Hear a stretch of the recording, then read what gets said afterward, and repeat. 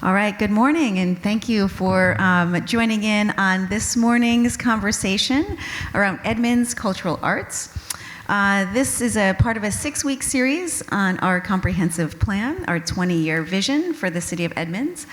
My name is Susan McLaughlin, Development Services Director here at the City of Edmonds, and it's been a pleasure to talk with so many people in the community over the last 6 weeks in various topics, from environmentalism, land use, livability, and now talking specifically economic development, and specifically now talking about the cultural arts. We are really proud to have the Washington's first creative district here in the City of Edmonds in the downtown core. We're unique in that regard. We have a mix of rich cultural arts, including performance art, and dance, all sorts of different arts, even from music, right? And you're going to hear more about that.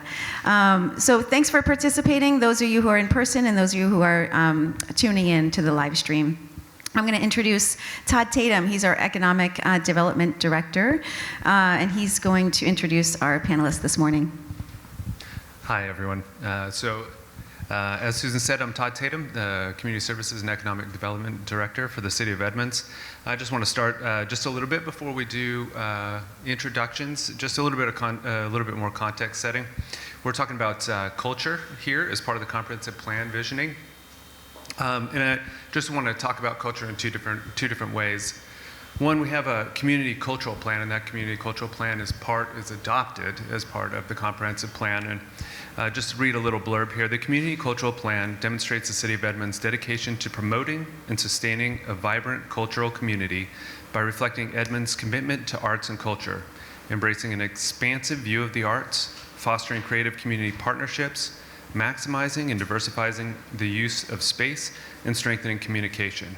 So that's definitely one aspect of culture that we'll definitely hope to discuss here today.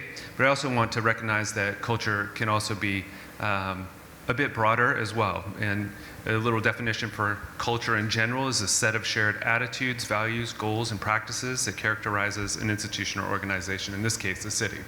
So by saying all that, what I'm aiming at is we're all experts in arts, and in the creative arts in particular, but let's not be afraid to delve into culture in the more broad sense as well. So with that, the way that this panel is scheduled, we have kind of some set times and to move through different topics. And so I'll do my best to keep us on time. Maybe we'll be early, but I'll do our best to keep us on time if the discussion is pretty robust.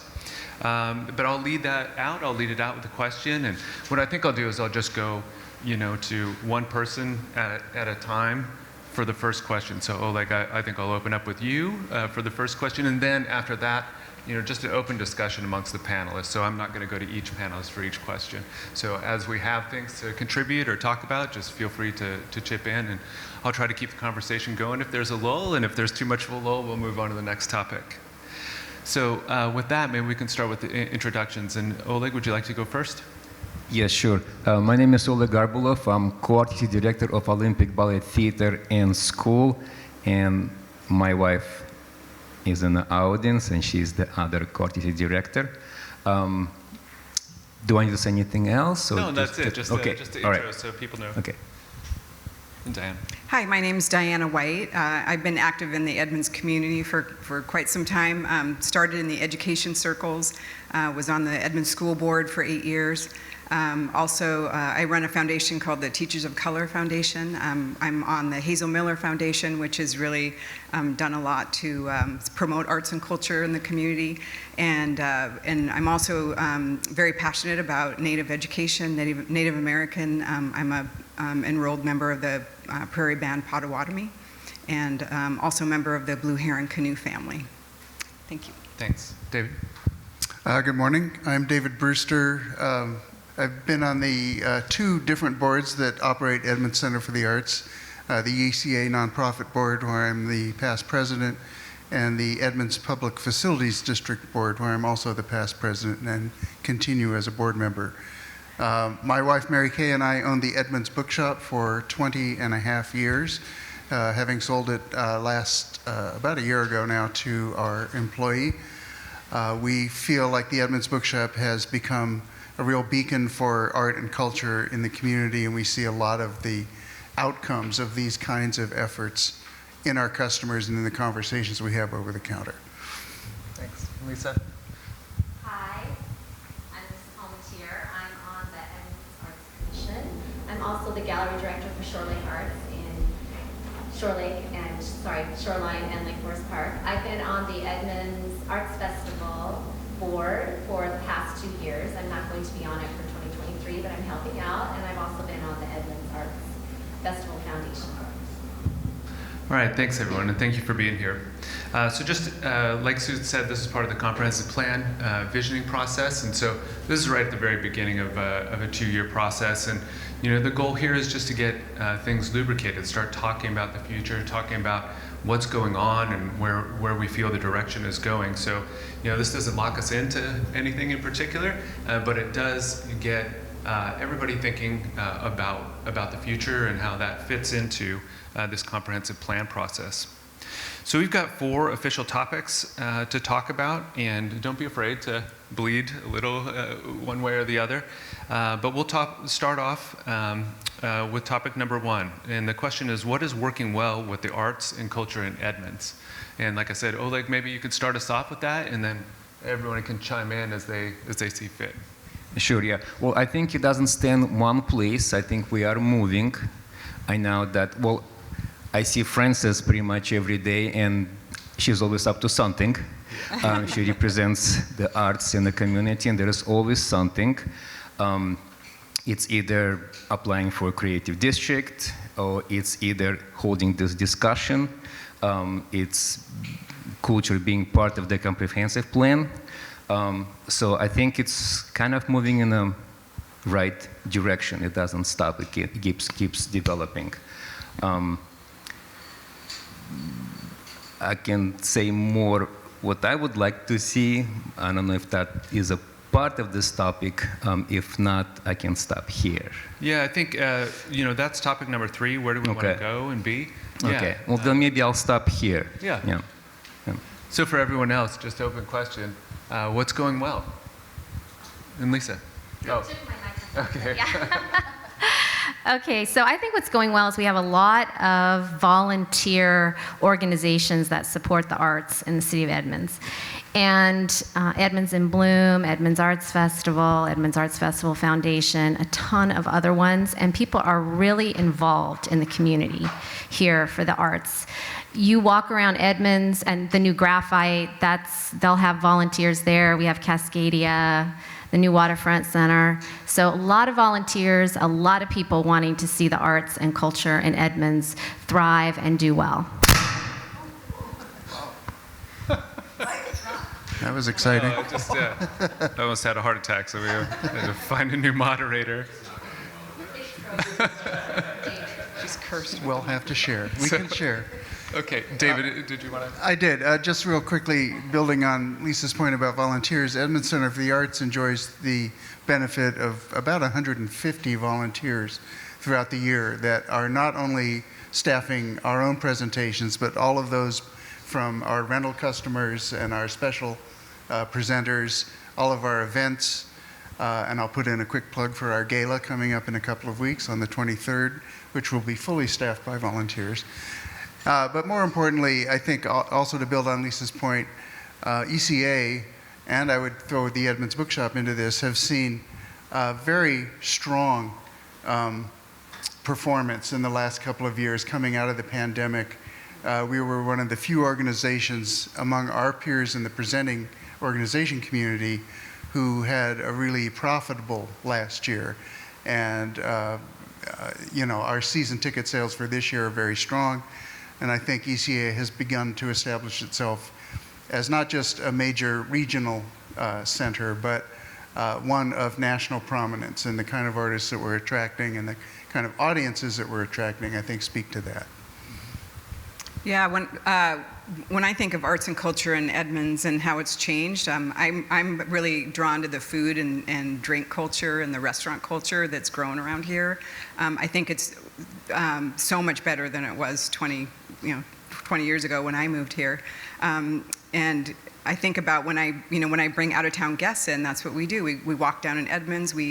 Another thing that I think is really working is the beautiful flower baskets and the gardens that, it's just a really beautiful visual place. And, we're just located in this beautiful area right on the water, the marina, the port, what they're doing there's just so many, we're just so lucky to live in this picturesque place. And I think that we've been working on the parks. The parks are working.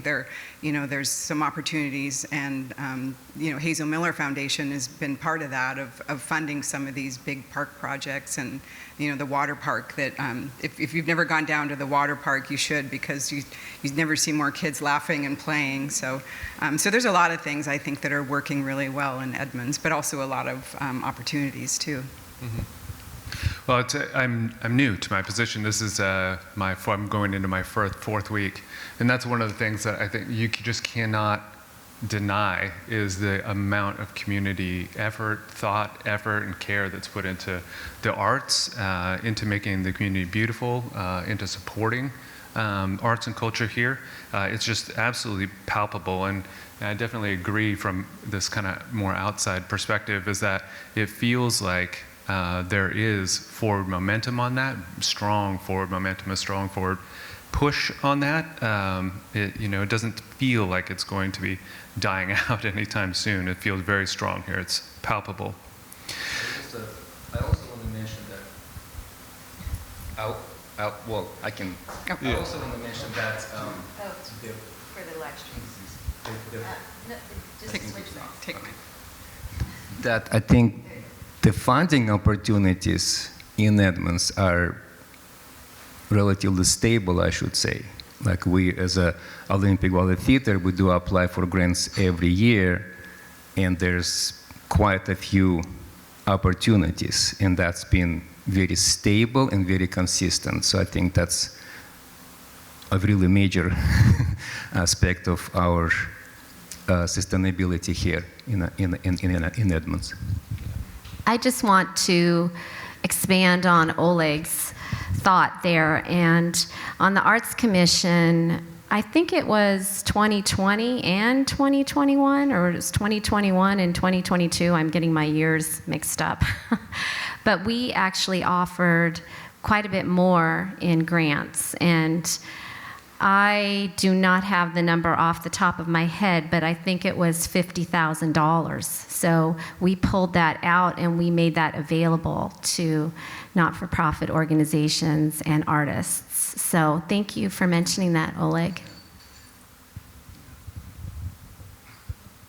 All right, anything else on the topic of what's going well? I think we could probably talk for quite a long time on what's going well. There are a lot of great things, and the other thing is just the investment too, the investment in people to kind of staff things, to staff community organizations, to staff the city, to help keep this going. I think that's been something I've also been really impressed with. So our next topic is how are things changing now and in the next 20 years? And so, again, this is part of the comprehensive plan visioning. The comprehensive plan lasts for a long time. And so when we're thinking about it, we're definitely in a sea of change right now. I think coming out of COVID, coming out of the after effects of George Floyd and the Black Lives Matter protests, society is changing as we are in the middle of it right now. And so there's that societal change. And just general change over the next 20 years. And so I'm hoping to be expansive about this and think, far in the future, what really does Edmonds look like? What does the arts in Edmonds, what does culture in Edmonds look like in the next 20 years? And Diana, if you wouldn't mind opening up that. Yeah, I think as a school board member, we span 5 cities in South Snohomish County, unincorporated Snohomish County, and I see Edmonds as a part of the whole region, I think. And so if you're looking at regionally, I think, there's going to be more families moving in and the demographics are changing. And like in the Edmonds School District, 25% of our population identifies as Hispanic or Latinx. And so, and I don't think for a long time people in Edmonds really saw that or knew that statistic. And so there is definitely a changing demographic going on in our region and in Edmonds. I think Edmonds kind of gets labeled a certain way, or it's like people, it's just thought of a different way, like a retirement community or a kind of sometimes can be stagnant. And I think that that's something that I think we could really kind of use some changing. And I think as long as we pay attention to the demographics and how more families are moving in, and you're seeing more baby strollers and more, I think that's a really great and positive change that is coming to Edmonds. So that's, I think hopefully a lot of the younger people can be, part of the conversation of how they want the Edmonds community to look. So. Lisa. So just general overall climate change, and we need to be mindful of that, of course, in the next 20 years. We see all kinds of reports out there that aren't super positive, so I think as a world, as a planet, we need to remember that, and definitely it'll start in our own community. I, don't have all the answers, but hopefully we can work as a group and make some positive changes so the planet does not get too damaged. I'll just add a couple of points. I think Diana and Lisa both made really good points about the youth of our population, the growth of the younger family populations here. I think we're very concerned about I would say, putting within our grasp all of Edmonds, and not just the downtown core or the bowl, as we call it, but the communities on Highway 99, the communities to the north of us and the south of us. When I say us, I guess I'm falling back into the Edmonds Bowl mindset. But the point being that all these communities are changing. They're all growing. People who can't afford to buy in the bowl are buying on 99 or buying north. People who can't afford to eat in the bowl are eating in those neighborhoods. And we need to recognize that. And I think one way we do that is through the efforts of the city to strengthen our infrastructure, to really put, say, electric vehicle charging stations everywhere we can find a good spot for them. Because, as we know, we'll all be driving those kind of cars in not too long of a time. I think the other thing is, from an arts and culture perspective, we need to have that same embrace of diversity, of differences, of different cultures, of the richness that different cultures bring to our community and enrich our community with. And that's something I think we really need to be paying attention to. Thanks, David. I'd like to just offer one. There's been a lot of great discussion about the changing demographic, and what's really interesting, because you'll be, not surprised that planners are really interested in demographics. But in our recent review of the census data, is that whilst Edmonds is changing, it's definitely changing the most around Highway 99 and the neighborhoods adjacent. Those where our youngest families are, those are our most diverse communities. And some census tracts outside the Highway 99 corridor are not changing. And so we're seeing that same level of, right, the stereotypical that we may have heard about in the past. And so I think it is about good points made here today and this morning about just embracing that so we can all be enriched by that culture. I guess I'm last one, yeah. Well, I will reflect a little bit on climate change and recycling there. We actually, at Olympic Ballet Theater, we upcycle quite a lot of costumes and sets and lumber, and we demolish old ones and we use that material. That's kind of our thing. We kind of enjoy doing that. And I've noticed it too in a comprehensive plan. There was a data about what kind of demographics are, and it's really there's more and more young families with kids, so we kind of noticed that. And when we present school shows, yeah, for the Nutcracker, for example, and it would be nice to somehow reach out to those new demographics. We're still struggling with being visible, with being noticeable. Community still doesn't know us, even here in downtown Edmonds. It would be nice to reach out a little bit further than downtown Edmonds. So that visibility is a little bit hard for us to achieve so far. Yeah. Yeah, thanks for that. I think our topic for our last topic is talk about our opportunities, but also barriers. And I'm really interested in talking through that one a little bit more about, what are the opportunities and barriers as far as bringing younger, more diverse demographics into it. It's interesting, like I started the beginning of this discussion with, it's not just kind of a more narrow definition of arts and culture, but a broader definition of culture. And one of the things that first came up was climate change. And so it's really interesting that this panel, and it's not surprising, but interesting that climate change is one of the first things that came up over this discussion, and about arts and culture's role in that, in changing potentially how the city, what kind of city we are, and adapting to that climate change. Todd, I have one thing to add about Yeah. what is changing. I think, up in Linwood, the Sound Transit, there's going to be a huge, it's coming soon to, the train. And so I think that, we can't ignore that, you can take an electric bike from there and ride down to Edmonds in 5 minutes. And so I think that there's going to be just so much more, we're going to be more accessible to greater populations coming down to Edmonds because of the transit station that's coming into Linwood. And also, sort of related to that, but is also more people working from home and how COVID has changed people's homes and are they commuting every day, or are they kind of staying in place? So, there's going to be a huge shift in the next couple years in our Edmonds area and in the local, the surrounding cities as well. Mm-hmm.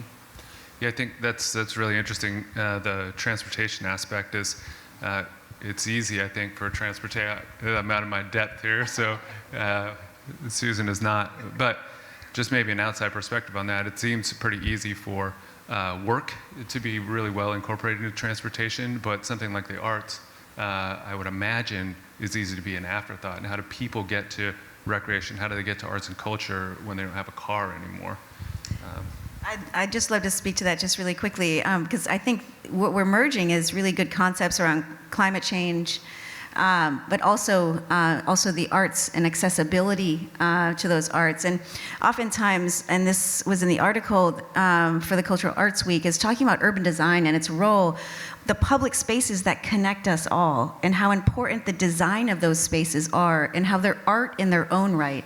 Like great downtowns in great cities are curated to create a great pedestrian experience that layers not only, architecture, which is considered an art, but it layers landscape, and then it layers, it could be sculptural art, or it could be interactive art, and then you add the performance, and that's just all layered on top of one another.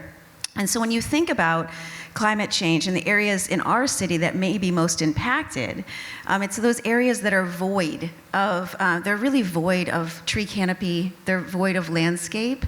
And so it's difficult to draw people into the public realm, to have them enjoy, whether it's a piece of art or whether that's that landscape art that creates a great experience when we don't have that baseline foundation of great architecture or good street design. Mm-hmm. And so really thinking in the comprehensive plan about how all of our elements, how it layers together to create a great urban experience or suburban experience. And just to add one thought to yours, Susan, and that's right outside the 4th Avenue Arts Corridor, which continues to be in the planning stage, but at least we have those wonderful floodlights at night, and you can stand on Main and look north and have this incredible, surprising vision. And I think those kinds of public art efforts and efforts on the civic side to incorporate art into design and flow within a city are really well worth it. It adds to our, I think, pride around the city. Sorry. Just to add one more thing to that, our new civic park is going to have art as well. And so we've been working with an artist on that too, and the community has been invited to participate. The artist is got a wonderful concept, and if you are interested in that, you should probably check out the Edmonds Arts Commission page and get involved with that too. Well, I know, oddly, my heart jumped a little bit. This has been a really kind of exciting part of the discussion for me, especially when you start talking about architecture. Transportation, climate change, everything's changing. There's a huge transportation corridor on Highway 99. How do spaces get designed to be livable and enjoyable to be in them? So I'm really excited about that over the next couple of years to have those discussions. I think we'll move on to topic 3, though, I think this is a perfect segue, is where do we want to be or go? And what do we want to make possible over the next 20 years? David, I think it's your time to open up. All right, thank you.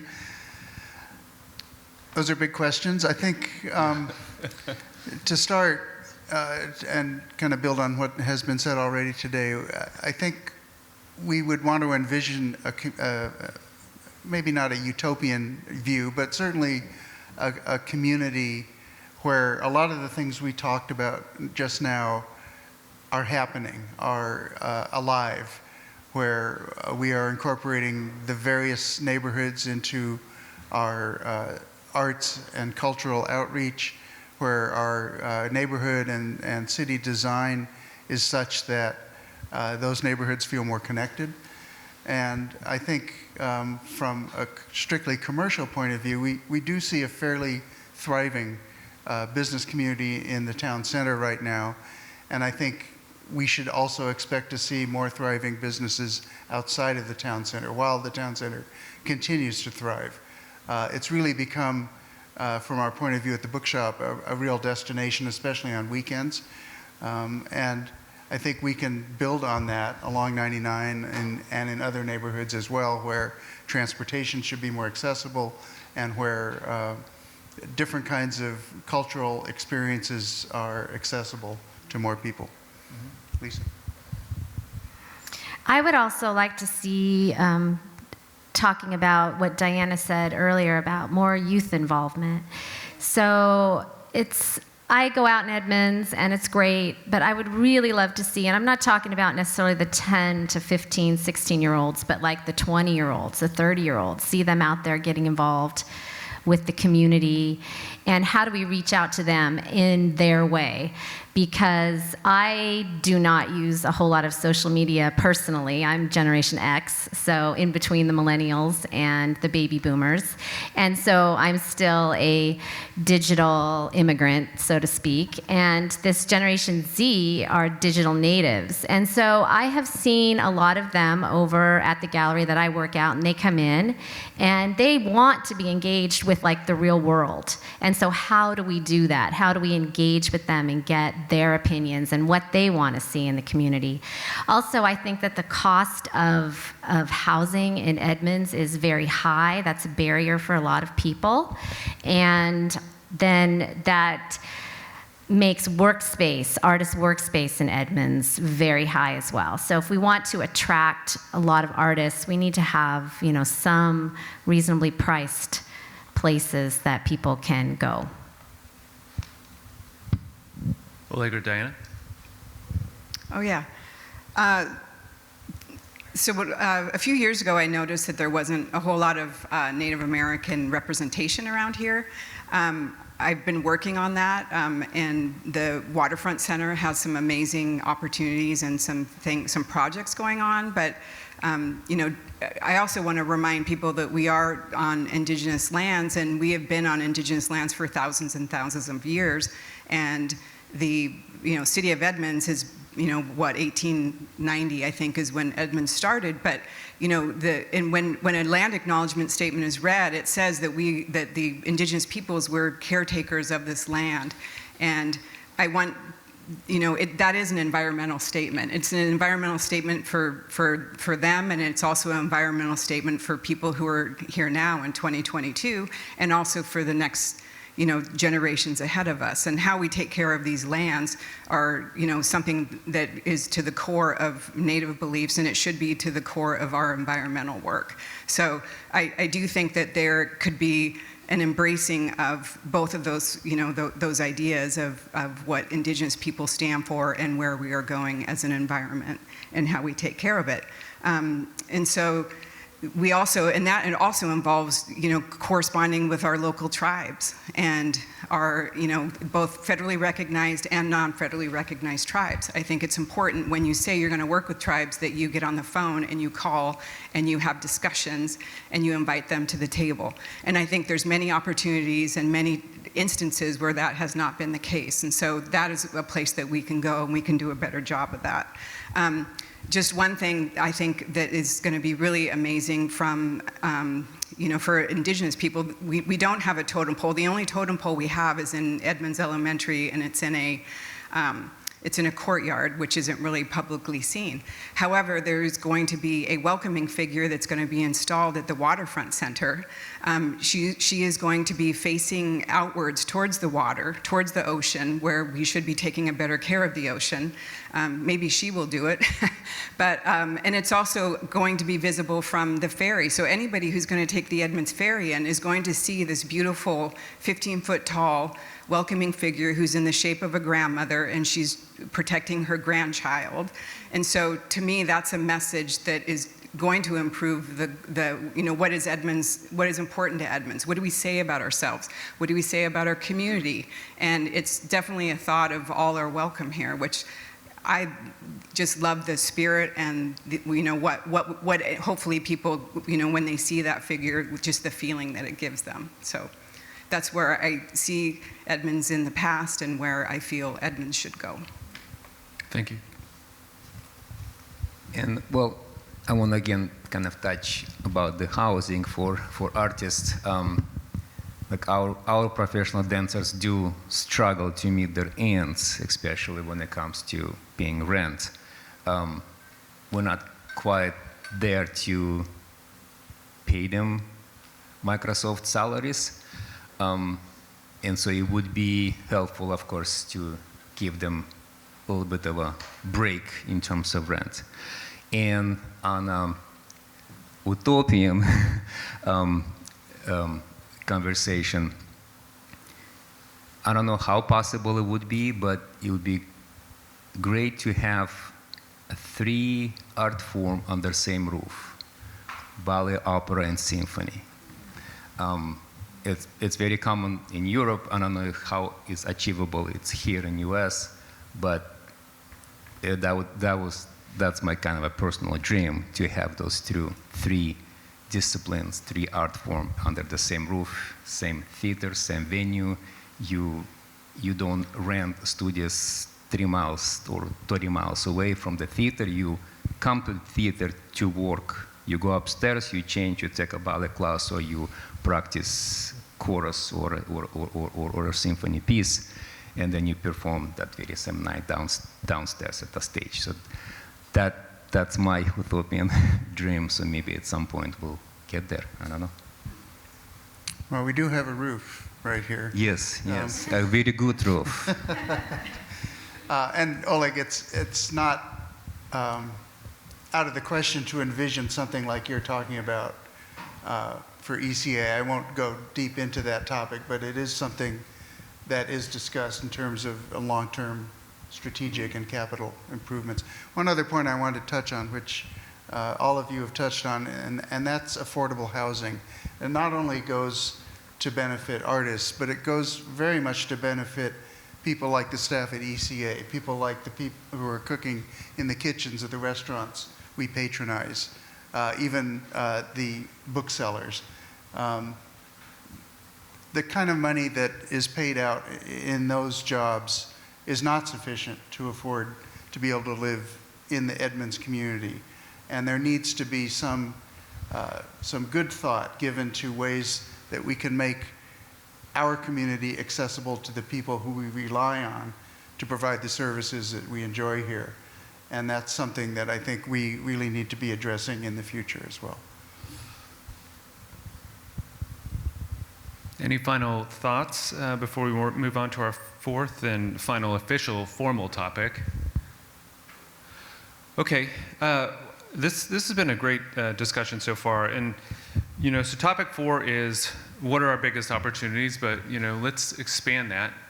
We were worried about having time, but I think we've got plenty of time left. We've got about 20 minutes left. No, we have more than that, so we have plenty of time left. So what are our biggest opportunities and barriers too? Barriers, I think, is something that we should really pause and consider. What are the things that are going to stop us from doing these things that we're aspirational, or these aspirational things that we want to do? And some of the things that I've been hearing is caretaking has been a theme through this. It's climate change and how do we act to that? How do we be, as a city, responsive to climate change? How do we be caretakers? How do we create a sense of welcome and a welcoming environment for all people across the spectrum, socioeconomic spectrum, demographic spectrum? How do we be welcoming to them? How do we create a place that's affordable? This idea about architecture too, I jotted that one down, maybe because it was kind of near and dear to my heart. But that part too is how do we incorporate these projects, these infrastructure projects, and make them a piece of the artful community as well. So just some things that I've been kind of coalescing as we've been talking, and that's certainly not an inclusive list. But having said that, let's open up topic 4 to what are our biggest opportunities and barriers. And then just after this, I think we'll go into final thoughts and then audience Q&A. So Lisa, if you wanted to open up with opportunities and barriers. Well, I'm just going to start with an opportunity, and I think that one of Edmonds' biggest opportunities is the fact that we're a known tourist destination. So when it comes to the arts and events, we can draw people here because people don't just want to come to that event, they also want to come to Edmonds, and they want to go to the bookshop, and they want to go to the restaurants. And so that, for arts, that is a big thing to get people involved, is if you already are a known quantity like we are. So we are really fortunate that that is what we are known for. We are also known as an arts community. So any arts events here are looked upon as, let's go there, let's check them out. And then also, because we are known as an arts community and have a tourist destination, we have an opportunity to create new programs that are more diverse, culturally diverse. And so this gives us this opportunity, because we already have that, to expand and think of new things to do and invite more diverse groups into the community.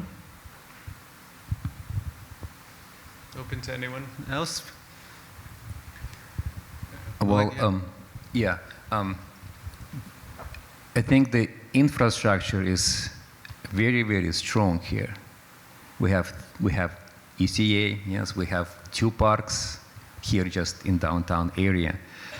And I think that's already an opportunity. You can either host a festival or open air ballet performance or nutcracker or a lecture at the library or a lecture at the Cascadia Museum or at the Water Center.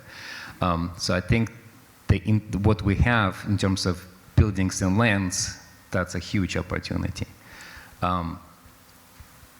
The barriers, well, for us, the barriers is, I want to go back to being noticeable.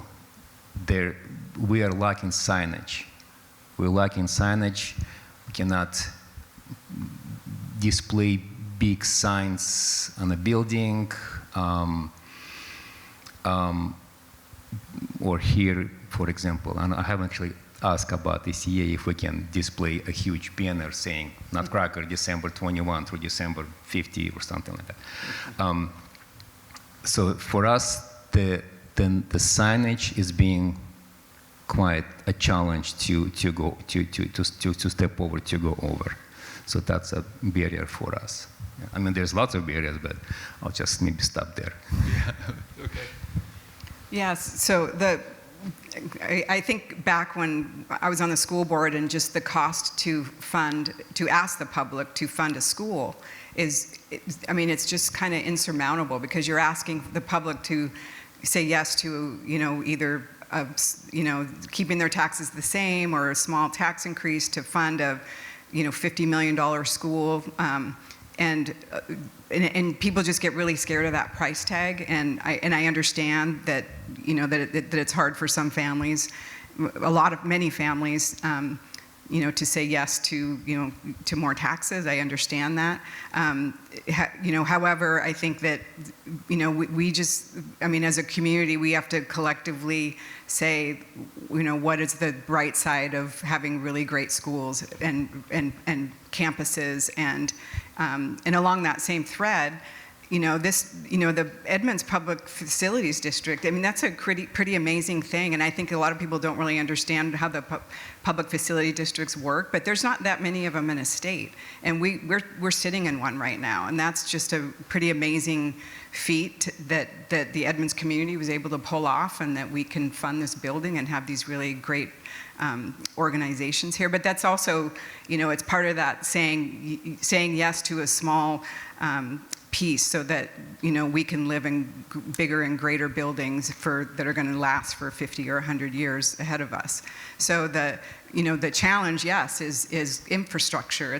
It's also keeping infrastructure bright and new and workable and earthquake proof and climate proof now. So and I know that from a capital standpoint, as a Hazel Miller person, our foundation gets asked a lot of times for capital money, and we could say yes, like for $1 million, but that's just a fraction of what people need to raise to, like, for example, put the waterfront center in. That was like, almost $20 million or $60 million. So, just I think the challenge is, is collectively convincing a community to do that, but it's also an opportunity to show how we can do it and be good stewards and how to do it right. I think all of the topics touched on so far are both opportunities and challenges for the community. And I would go back to the question of visibility. I think that we have, within our community, I think we understand and appreciate all the things that arts and culturally that we can offer, as well as business-wise and for tourists. But I do think there's still a bit of a barrier to the greater Seattle region that Edmonds continues to kind of struggle against, that it's hard to get people to come even 20 minutes north to an ECA show or visit one of our restaurants.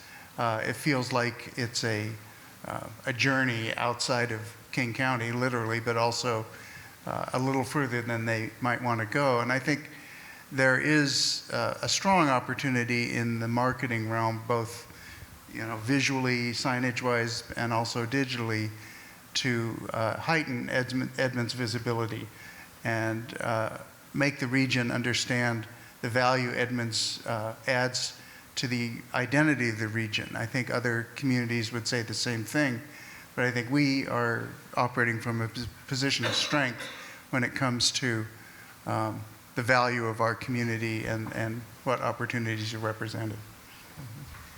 Yeah, like I feel like they're scared to come here. You're right, like from King County. I feel like they're scared to come. They're like, do I want to waste $30 to go and see the show? Like, they're scared. And then once they come, oh, thank you for the show. Why they're scared to come? I'm not sure. Are we that scary? I don't think if we are. Yeah, thanks. These are very interesting topics. The perception outside of Seattle and King County about what is here, what our arts culture is actually like. I think that's very interesting. The idea, the marketing for the arts, and how we come together as a community to leverage all the things that we have and do that a little bit more expansively. This idea of funding, I really appreciated that conversation, because it does seem like there's such an amazing know-how here in this community, but then there's also such a huge need broader in Washington and the country, but here in the community too, we still have big needs that we could double or triple our funding and still feel like there was more. So those have been very interesting conversations so far, Susan. Yeah. I have a question, if you don't mind me being disruptive to the panelists. Yeah. I have a question that I think is relevant to all of these conversations. And we've talked about how rich, in terms of the rich diversity of cultural arts in the downtown core. We've also talked about how that needs to be shared beyond the downtown. Are there existing cross-town collaboration that occurs now in the arts? Or are there, do you see there as, whether it be a mentoring opportunities or sharing the knowledge base of our artists, our cultural expertise that we have here, even on the panel, to our neighborhoods? And just to put that question into context, we've been running a series of public space meetings in our 6 neighborhood districts and talking about how we can start to activate the public realm in places like Firdale, Perrinville, Five Corners. And it's difficult. I admire what you do and how your ability to draw crowds to cultural arts, because we have a hard time drawing crowds to a singular meeting. So I guess what I'm trying to say is, how do we enrich our neighborhood districts with your expertise here on this panel, and how can we spread the wealth outside the downtown core? Well, I'll take a first crack at that. ECA, just to toot our horn for a second, has had success in our larger education and outreach programming, where we do summer camps for kids, we do special classes for dementia patients and their caregivers. We do a program called Windows on the Arts, where we bring live music entertainment to retirement centers. And all of those efforts and others are helping us to connect to the bigger community.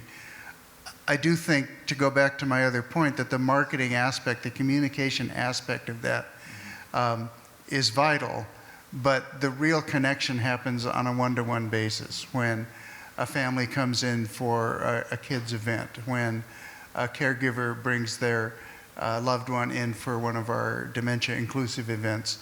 That's where the connection is made. I think the same would go for a restaurant where you enjoy a great meal and you remember it, for the bookstore where we've made a connection with a reader.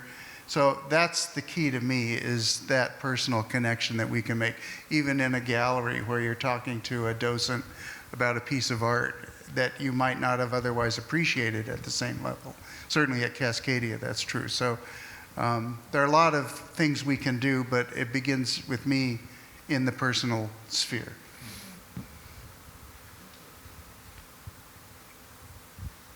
Well, I think, like if you could spend a day in Perrinville, for example, you could go, they have some great restaurants. It's getting more built up. They have a really wonderful dog park and a really great, I know Lindale Park's in Linwood, but it does require us to reach outside of Edmonds and our neighboring partners, I think, to help really make these, because I'm sure Linwood wants Perrinville to thrive because it's right on the border there. So, I mean, I think there's all these things that are just so connected, and I don't think Edmonds could do it just by itself. Right. And like Firdale Village is right next to Shoreline, so why Shoreline wants to see a successful Firdale Village. So there's all these connections, and I think that, I know we're talking about arts and culture, but I also see a connection between, and I always thought this, but we could have a really great opportunity for sports tourism, because we have a wonderful field that's up, in the Meadowdale play fields. And if you had a soccer tournament or a softball tournament, and we have, soccer teams that have been successful winning state championships at our local high schools. And so, why can't we have, and that, if we have a family that's, going from Linwood down to Short, to, if we ever have a chance to, develop the fields at Woodway, the old Woodway campus, I mean, you could have a really great tournament from there to here to Mount Lake Terrace, and there's going to be hundreds of families with hundreds of kids looking for places to eat lunch and to help, or to spend a couple hours of free time, and that's good for all of our communities. So I think that I know that the comprehensive plan hopefully thinks holistically like that, but it's all connected, and it's all, plentiful if we know and how to play the cards right and how to get people in here. But there also needs to be an acceptance of our community when more cars start to come, more people start to come, because we know how loud the Edmonds community can get when they don't like something. So, we need to explain of why a vibrant community is a good community. So. Thanks. I wrote down kind of with a big asterisk by can't do it by ourselves. I think that goes for all kinds of different things, whether it's the arts or economic development or in the comprehensive plan. We can't do it ourselves. There was a question. Hold on, sorry. There was a question earlier about how to engage younger audiences, how to get them plugged in. I think we touched on it a little bit. I'm kind of curious about delving into that a little. How do we culturally in Edmonds be more responsive and engaging to younger communities, more diverse communities? And I'd just kind of like to open that up for a discussion. That's something that we're all very, very keen on. So if anyone has any thoughts, I think I'd love to hear them. Well, we were, before pandemic, we started this outreach program where we had young children coming from Edmonds District schools maybe once a month or so. And so we were doing, well, the company dancers were doing dance lessons with them. And that was successful. We kind of started, we only had, I think, maybe 1 year of that experience, and then we had to stop. So we haven't resumed that, but it is very educational. It's very educational. It's a kind of a little bit also maybe selfish. It's a audience development in a way, but we as a ballet company, I think that's the most achievable for us, is to bring kids into the ballet studio and offer them a dance lesson. Mm-hmm. Not necessarily ballet, but just it could be a little bit of a jazz, it could be a little bit of a contemporary modern, and we'll throw some ballet steps in there. Yeah. One thing ECA has done for many years now is bring some of our performing artists into the schools. And every time we do that, it has a real strong resonance in the larger community when a Chinese acrobat group or a Scottish folk group can show up at a school and do a performance and really connect with the students there. And also every year we've done what we call a teacher's preview, where we invite teachers to come to our auditorium and see a short film about the upcoming season and get them excited about the kind of cultural and other sorts of interactions that they can bring to their students through our programming. One other point I guess I'll touch on, and I am maybe not quite a native digitally, but I have found myself sucked into it, and that is for the younger audience, that's how they encounter the world. That's how they interpret the world, is through the screens in their hands, whether it's on TikTok or Instagram or, I think Facebook is clearly veering toward an older audience. So the point being, we need to be aware of those kinds of ways that younger people are interacting with the culture, and be able to speak to them, be able to reach them in the media that they're most comfortable in. Yeah. And that's an important way of, I think, engaging them in the future. Mm-hmm. Thank you. I think, Danny. Yeah, I think that every board and commission and volunteer base should have a youth representation on there, meaning, 2 or 3 or 4 seats at the table.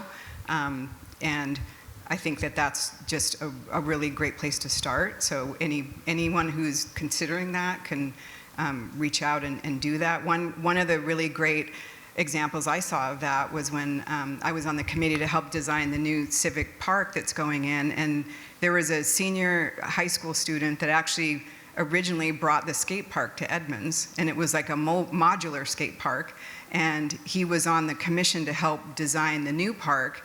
And when we asked the public what should stay, like skate park was near the top every single time. And it was because of that young man. He's probably a little in his 20s now, but like, to me, that's a sign of something that, a young man put his heart and soul into this, and the community saw it, embraced it, and it's going to live long beyond his time here. And so I think that we don't give a lot of youth the opportunities to speak, and when we do, sometimes we talk over them, or sometimes we think, oh, we have, they're just young, they don't know what they're talking about. But like, we really, really, really have to change that narrative and invite them to the table, listen to them, and watch and see their ideas come through to fruition. So we actually do have a student representative on the Edmonds Arts Commission. And the last one we had stayed on for 2 years. She was a junior and a senior. It is difficult to get representatives on the Arts Commission because the kids are really busy. So luckily, hopefully, we'll have more applicants this year again. But I think some of the other Edmonds commissions do have student representatives on them, as well as, don't we have a youth commission? A youth commission that has probably like 7 members or so on it. So, yeah, I mean, we are trying, but we do need to figure out how to engage with them more. And like David was saying, and I had mentioned earlier about social media, for sure. And apparently it's TikTok now, and I have never gone to TikTok, but that's what they love. I have to say, this is really exciting to me to hear, and I hope, just putting a plug in, this comprehensive plan is going to be nearly a 2-year process, and so I'm hoping this panelist group can help us to create a fun, engaging process to connect with the youth, to shape this future vision, because without it, right, will it be stagnant? Will it represent them? And so this is the future of Edmonds, and it's exciting to talk about. So thanks for that. Well, one cool thing, I know that ECA is hosted and Hazel Miller is funded through the Seattle Rep, but they have the August Wilson monologues, which attract a diverse candidates. It's a competition, and then the finalists, I believe, correct me if I'm wrong, but I think the final competition is here in the ECA, and so. Mm-hmm. I mean, there's just a lot of amazing, creative, things that you can put to engage youth, and so but it does take a lot of heads together to help make things like that happen. Yeah, no, I've just been digesting all of this, and in the word engagement. Engagement's kind of a 2-way street. You're back and forth, and you're in the places where people are, and meeting them where they are, and at their level of understanding and interest. And I definitely think that's something that we can work towards. And the idea of this, just going back to the can't do it by ourselves with an asterisk on my notes, I think that's it too. Is we've been trying to engage singly in a lot of cases, but all of it together, all of us kind of working together with the same kind of community voice, that culture of communication as well, is something I think that is there's an opportunity for us. I was going to mention, some exciting piece of, I guess, engagement that I saw recently was on Vashon Island. It was their fire department, I believe, put out, just like an annual update, but it was a comic book. Right? And it's the only bureaucratic publication that my son has ever picked up, right? And so to me, that's a sign, right? Like, if we really want to connect with them, we need to speak their language, right? And an illustration that attracts them, so. Well, I think maybe open it up to final thoughts, and instead of just kind of a free-for-all, maybe we'll just go down to each of the panelists and ask for final thoughts, and then we do have these comment cards as well, and we'll open it up. So I'm thinking final thoughts, some Q&A from the audience if we have that, and we can wrap up early or keep going with the conversation. So I think, Lisa, if you want to start with some final thoughts. Well, I just think we do have a very vibrant arts and culture community in Edmonds, and I do appreciate being on the panel and also just the process in general, and that this is not the end, right? We want to continue the conversation for sure.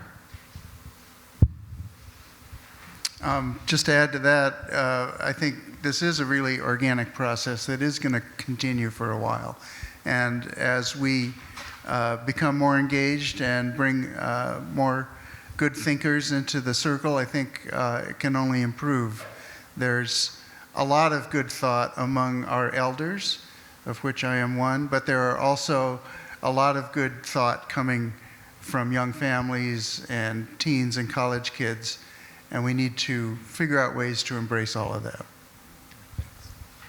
Dana. Yeah, kind of along those lines, just, encourage to think, historically, but also think futuristically, think, not just the bowl, but all of our Edmonds communities, and also, in and out of Edmonds, and just think of it as a fluid process, and how we need everyone to depend, and we need to wish on success of other things so that we can become successful. So I just, just a holistic thought and a holistic approach to where we want to go.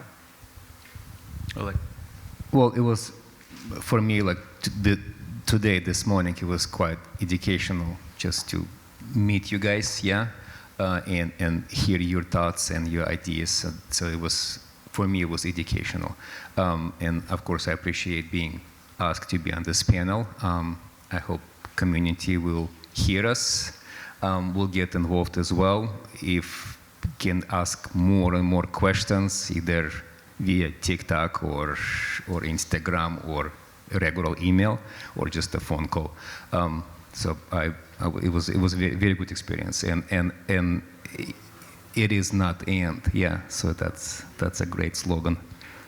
Thanks. Brad, I think we can open it up to questions and comments now. I'm not sure exactly how we're planning on doing that with the microphone, but you could steal Susan's, Yeah. Well, I was just thinking too. Yeah, we need a microphone for their guests at home. Thank you. So, if we have any questions in the audience. Yeah, I have a question for Diane, reflecting on your school board experience. My perception as a grandparent now of students in the Edmonds School District, the emphasis in the curriculum is now on STEM topics, and we don't hear anything in the public much beyond that. Is there a way to, how can we heighten the emphasis of the non-STEM topics in the school system and elevate the students' exposure to the arts? Yeah. STEM definitely is a buzzword that's been going on for quite some time.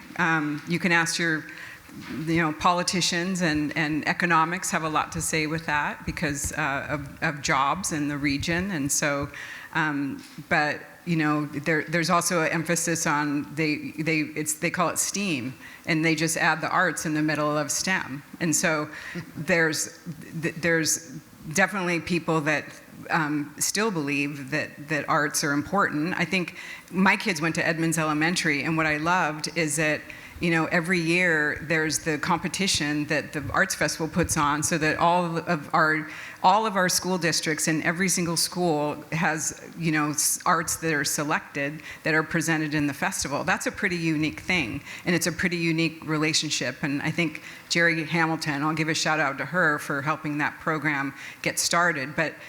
But to me, I feel like there is arts in the schools.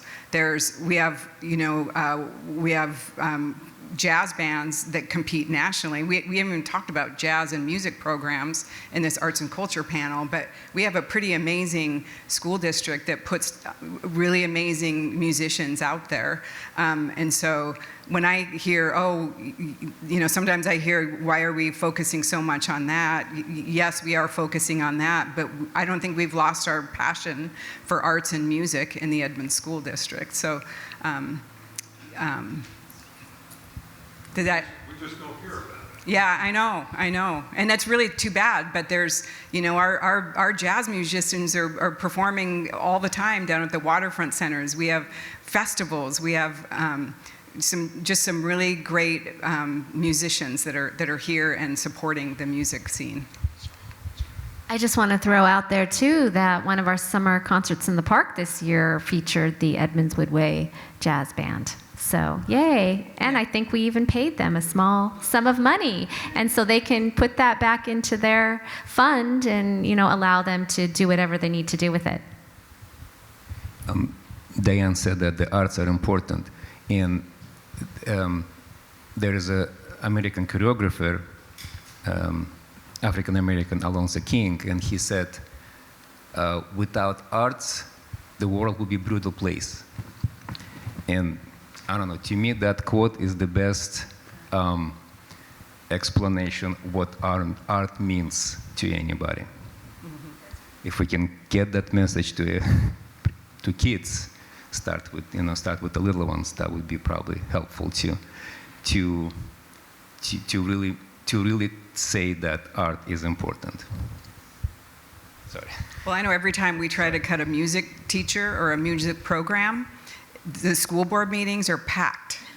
And I'm not kidding. If you touch the music programs, you will hear it. And there's no appetite for, at least when I was on there, to go. I mean, the public speaks loud and clear when you threaten to cut things. And the music is very protected and the arts are very protected from what I can envision as my time on a school board.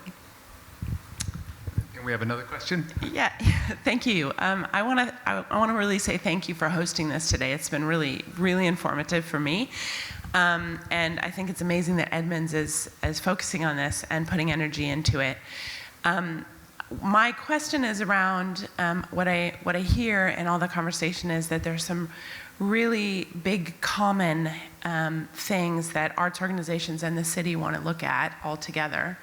And I'm wondering if there's a way in the future to think about creating a space for discussion among the arts organizations in the city to think about these common challenges we face and how to kind of create efficiencies in addressing them so that we're addressing them together. And I'll give you one example is I was part of a consulting group in Pittsburgh that put together we did a study basically among all the arts organizations who were all saying we have issues selling tickets. We have issues with this art visibility issue that you were talking about, Oleg. And what we found was that everybody who went to all the different organizations around the city also went to the museum. And so the proposal was, let's have a central ticket sales location that puts all the tickets out there at the museum because everybody commonly goes there. And that came out of this coalition discussion from all the arts organizations. And I don't know that would be a solution here, but those kinds of solutions present an opportunity for economies of scale in the community. And I think that's, I would love to see the city, if the city has the capacity or the arts organizations independently, create some sort of a forum like that to address common concerns and common issues. Well, I wonder if that can be a topic on a creative district discussion. I don't know if it's... Yeah, I think that's a great idea. You know, we had COVID was a little bit of a pause and struggle to get our some of our commissions and together to talk about things. But I think we're entering a period of real concentrated effort here, and I think that that's a great topic to put on the arts commissions in the creative districts discussion as well. Oh, yeah, and I did want to say that back in, I'm not sure, it was the early 2010s, I think we had that cultural congress that was hosted here at ECA. Does anybody remember that? And that is what I'm thinking that was about. So possibly something like that again in the future. Todd and I were talking about this before we started, and COVID has been very difficult, as it is probably you've all suffered through that as well. It's just been very difficult to then come out of it now, and hopefully we're coming out of it. So, you know, things might move a little slower, especially with groups that are trying to put together public events, et cetera. But definitely know that everybody's doing their best and trying. But I agree with you. I think something like that would be a wonderful idea.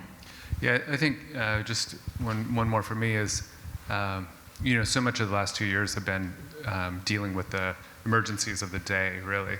And again, I started off talking about this, how much has changed in society, culture, over these last 2 years. And I think that's one of the things, again, I'm new, so one of the things I'm trying to figure out what to do. I think that's one of the things that we really do need to focus on is really some of these new foundational conversations is what's changed, how do we react to it, you know, where do we get ourselves together as far as priorities. So I really appreciate that question. It is lubricating things, for sure. I appreciate it. Anyone have anything else on that one? I had a comment, if you wouldn't mind. Sure. I'm pretty darn new to Edmonds, and certainly the vibe that I found, you know, just from the flower baskets and all the decorations and people enjoying the shops and restaurants and so forth. But I am what would be known as a culture vulture, so that was the other great big draw for me in Edmonds. But I have been amazed, though, at the numbers of times that people will say to me, how do you know about the ballet? How do you know what they're doing at the ECA? How do you know what they're doing at Driftwood? How do you know that there's a music concert, Cascadia? Well, it's just because I'm kind of built that way that I'm going to find out. But it occurred to me, when you said signage, I think you hit on something really, really important. No, because, you know, other than the Edmonds Beacon or My Edmonds, how do I find out about this stuff? You know, unless I go to everybody's websites. So I realize that this is not a popular thing to say, but we all know those billboards, all right, that flash, you know, okay, we're having the Jazz Fest this week, or we're having this or that or whatever, demonstrating diversity, demonstrating the variety, demonstrating whatever's going on, and putting those up in places where tons of people see them. And where do tons of people see them? They see them coming down the hill to Westgate. They see them at that gorgeous, I love whoever did the landscaping and the signage, but it doesn't tell you anything about Edmonds. It says pretty, but wouldn't it be nice to have either signage or banners? I can see them up and down 9th Avenue where people are traveling. I'm trying to think of all those folks from out of town, as well as those of us in town, going, oh, hey, this is going on. Oh, I didn't know about that. And to have those kinds of billboards or, so I said banners. So it helps, you know, those who aren't culture vultures be able to, you know, find out what's going on. Sure. A thought. So we do have a quarterly newsletter that you could sign up for the Edmonds Arts Commission. It might not necessarily have everything on it, but definitely that's a thought to put a few more things. Maybe that we definitely have a section for other events in town going on at the bottom. So at the top part of it, it talks about what's happening that's being put on specifically by the Edmonds Arts Commission. At the bottom, it talks about all of the other Edmonds organizations. So thank you for mentioning something like that. That could possibly happen in that newsletter. You can just sign up for that online, I'm pretty sure. And then we do have the banners, like Oleg was talking about. There's a big banner up right now. Last time I saw it, it said Right on the Sound, and it's strung across those trees right there past the Welcome to Edmonds sign. So, you know, that's up there. And then there's usually a banner over there by Edmonds United Methodist Church that is, and the city does a really good job, I think, with putting those banners up, and I see them all the time. So, but more of those, you know, that probably has to do with you can't put too many things around town because other people will have something to say about that, but definitely to think about that. Did you have another comment? Yeah, I am also a big library fan, and as I approach the library, and I'm still in mourning like the rest of you, that it's not completely back open. However, as you're approaching the library from the Dayton Street side, there is one ugly, concrete, empty space crying for a banner. Just absolutely crying out for one. Sits right next to the ballet. It could promote all the stuff that the Arts Commission is doing. So I'd like to suggest that is a very definite space. Thank you for that suggestion. Yeah, I think one of the things I'm definitely taking out of this, outreach. We were talking about outreach in a bunch of different forms. Outreach is a big part of the Venn diagram. You know, within all the different circles, outreach is kind of right in the middle of many of these topics. If you're standing at the counter at the bookshop, just look at where your knees are, because that's where all the posters and signs are posted. And it's not a true community board, but it's certainly a selection of what people are trying to promote, and it changes all the time. So, any final questions from the audience? All right, great. Well, I think that brings us to the end. I'll hand it off to you, Susan, for final comments. But for my part, as the moderator, I really appreciated these conversations. It's really, I still use the term lubricated, but really got my mind thinking about many different things. It was great to meet everyone, great to talk about these topics. I know that I'm taking a lot out of this, and I really appreciated it. And Susan, I'll hand it off to you for final words. Yeah, thank you. And thanks to Todd for moderating today. It's never easy, is it?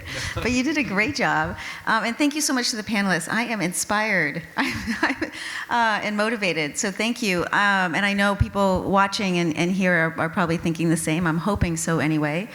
You know, just as a metaphor, we've talked a lot about the pandemic. And I really think that we went through a period of hibernation, and I do believe this is a period of awakening. And so I don't think we could be doing this comprehensive plan and this 20-year vision at a better time, at a time of awakening, but remembering that we can't just snap back into where we were. We have to move forward with a new vision, with a new enlightenment. What did we learn during the pandemic? The value of the arts. How much people missed the rich cultural arts and the social gatherings and getting together in intimate public spaces or cultural art spaces. So anyway, I'm like I said, thank you. I am really invigorated by the conversation, and this is only the beginning. This is going to start to set the vision that will be the foundation of this document.